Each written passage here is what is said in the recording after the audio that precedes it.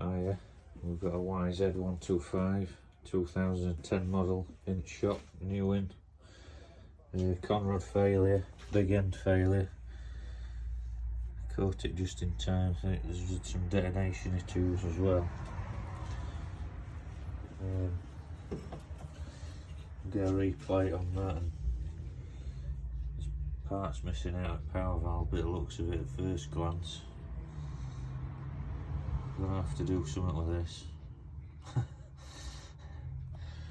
Looks like it's been well, I don't know, it's shot blasted with something that shouldn't have.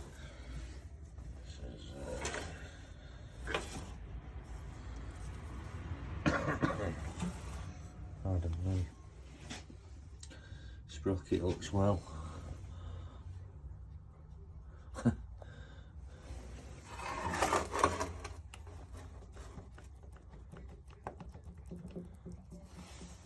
Another well maintained. It's 2010, so it's 14-year-old, but well maintained bike as usual, I suppose. Some strange welding up barrel. I've never seen out like it really. Don't know what's happened there.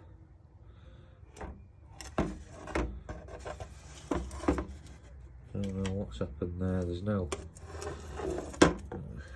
I just can't work it out. There's no.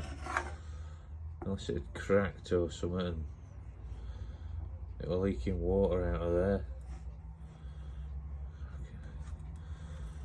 It's furred up. Somebody's chewed that up. Yeah, we'll get this one redone now. Remachine that. New squish band in there. We'll remachine that face.